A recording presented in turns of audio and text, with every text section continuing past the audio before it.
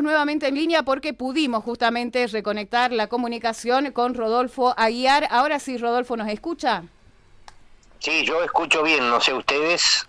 No, sí, lo estamos escuchando atento. Lo que sí queremos saber es cuál es su reflexión, qué es lo que le deja justamente esta, y entre comillas lo decimos, modernización laboral de LEA que se pone en agenda después de las elecciones y de la que ya vienen hablando hace unas semanas, unos días.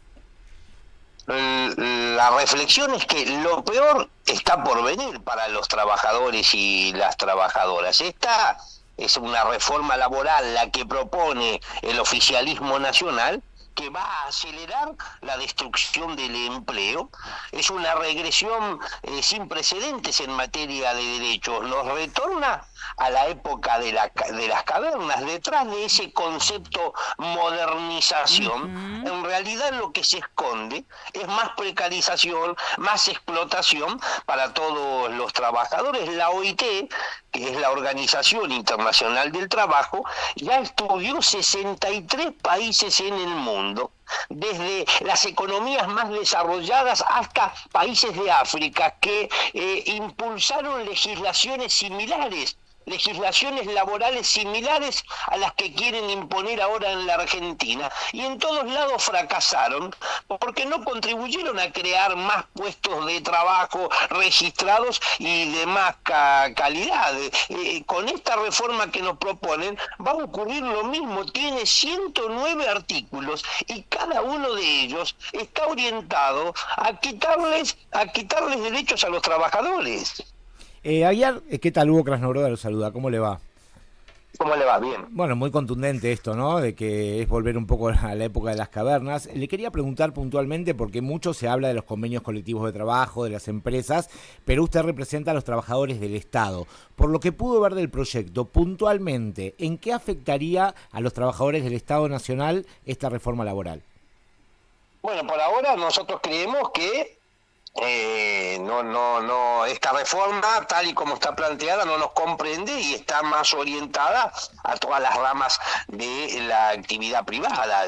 Pero, por supuesto que tenemos que abrir el paraguas y dar el debate. Yo no creo que con el increíble, porque resulta increíble, inaceptable nivel de pragmatismo que tienen los gobernadores en la Argentina, hoy estemos en las mismas condiciones que antes de las elecciones del mismo término, de medio término, para ir a buscar consenso al Congreso. Yo creo que no lo vamos a encontrar, que el único camino que tenemos los trabajadores en este momento es el de frenar esta reforma en la calle, ejerciendo el derecho de huelga y de movilización, y que desde aquí hasta el 10 de diciembre es un tiempo preciado para librar una batalla cultural con el gobierno, disputarle sentido. No puede ser que aceptemos mansamente que nos digan la industria del juicio para avalar esta reforma. ¿Qué industria del juicio? Si los reclamos surgen a partir de la ilegalidad que tiene el mercado del trabajo hoy en la Argentina. Escuche bien, un 40% aproximadamente de la fuerza de trabajo, de la mano de obra en el país, está en la informalidad. Estos son 6 millones de personas, 6 millones que todos los días podrían iniciar un juicio por variados motivos y no lo hacen. Solo menos del 2% de los trabajadores que, teniendo derecho a iniciar un litigio, efectivamente lo hacen. Tenemos que empezar a derribar estos mitos. Cuando se habla justamente de modernización laboral y se dice que por culpa de que es muy caro, según el gobierno, echar un trabajador y todo esto, es que no hay generación de empleo genuino. ¿Usted coincide o cree que no se genera empleo porque las condiciones económicas del país no lo permiten? Por lo segundo, mire, si el gobierno que encabeza Milei quisiera solucionar la crisis profunda que hoy atraviesa el mercado laboral en la Argentina, tiene que derogar la ley Bases. ¿Sí? ¿Cuáles eran los dos objetivos que tenía la ley de bases?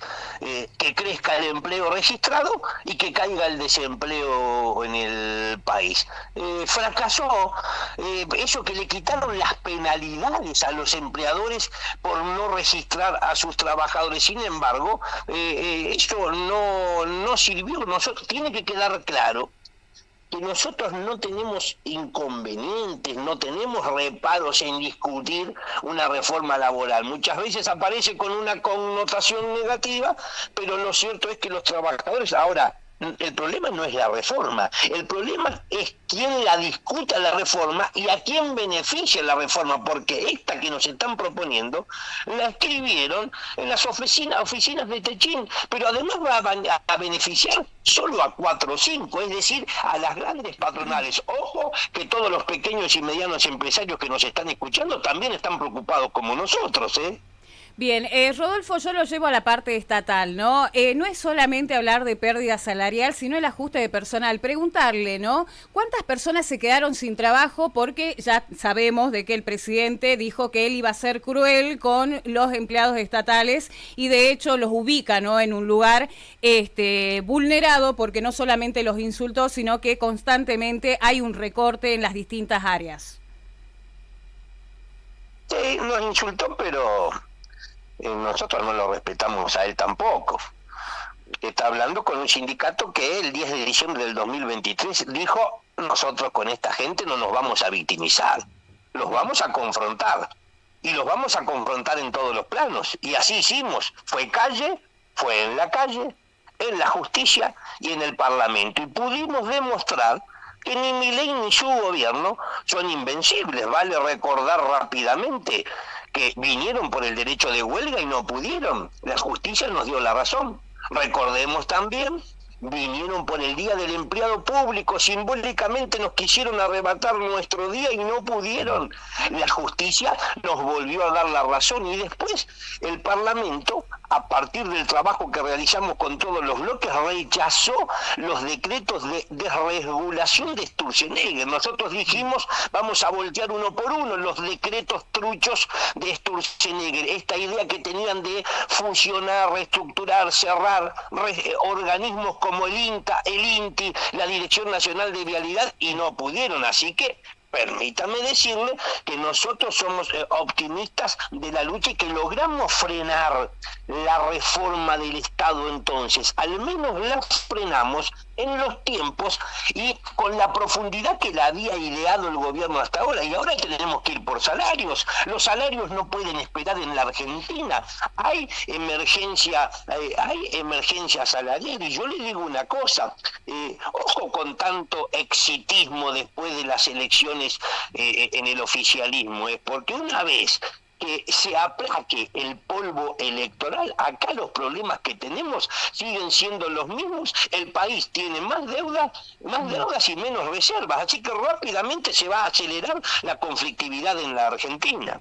Aguiar, ¿cree que la elección de ayer del nuevo triunvirato de la CGT, en donde quedó afuera la UTA, etcétera, va a profundizar un modelo de lucha en conjunto con ustedes o que va a estar más dialoguista con el gobierno? ¿Cómo lo ve usted por su conocimiento? Abre, por lo pronto renueva las expectativas. Habrá que ver con el transcurrir de los días cuál es el posicionamiento que adopta la central obrera. En nuestro caso planteamos que tenemos que lograr los más amplios niveles de unidad para enfrentar este escenario que tenemos por delante de los trabajadores, porque lo peor está por venir para los trabajadores.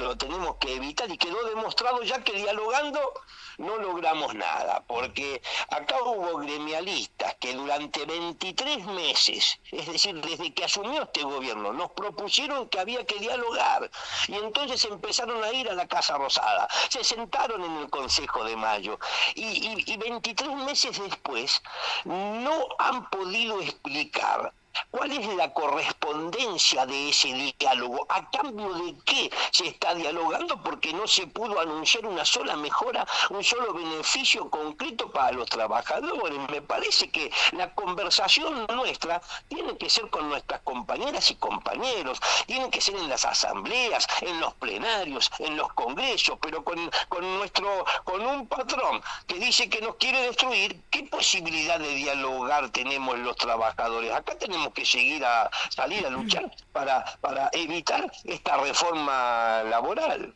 Bien, Rodolfo, la última por mi parte. Entendemos de que la postura es justamente esta modernización, no, sino preguntarle qué sí sería una buena forma de hablar de reforma laboral o de modernización. ¿Cómo repensar justamente estos ítems de alguna u otra manera que no atenten contra los derechos laborales? Es una buena pregunta para decir que nosotros no nos oponemos a discutir una reforma laboral, por más que sea un concepto que siempre apareció con una connotación negativa. Acá el problema no es la reforma, el problema es quién la discute y a quién beneficia la reforma, porque esta que nos están proponiendo desde el gobierno nacional es una reforma que la escribieron en las oficinas de Techín, solo para beneficiar a las grandes patronales, es decir, a 4 o 5, porque hasta los empresarios que nos están escuchando en este momento están todos preocupados. Uno podría pensar en una reforma, por supuesto, cambió el mundo del trabajo, para ver cómo hacemos para incorporar las nuevas tecnologías, la robótica, la inteligencia artificial, sin reducir derechos. Podríamos pensar en una reforma, por ejemplo, para hacer lo que tiende a hacer el mundo, que es reducir la jornada del trabajo, pero esto es todo lo contrario a lo que está pensando el gobierno. Bien. Nosotros somos los agradecidos, Rodolfo, por esta comunicación. No sé si quedó algo más en el tintero que quiera hacer hincapié. Los micrófonos están abiertos. No, convocar a todas y a todos a resistir esta reforma laboral, seamos trabajadores estatales o del sector privado. Nos quieren joder a todos, bueno, tenemos que hacer que se jodan ellos. Bien. Muchas gracias. Nosotros los agradecidos, hasta luego. Un abrazo enorme. Ahí dialogábamos con el secretario general de la Asociación de Trabajadores del Estado Nacional, hablamos de ATE Nacional y estuvimos dialogando con Rodolfo Aguiar. 9 de la mañana, 4 minutos.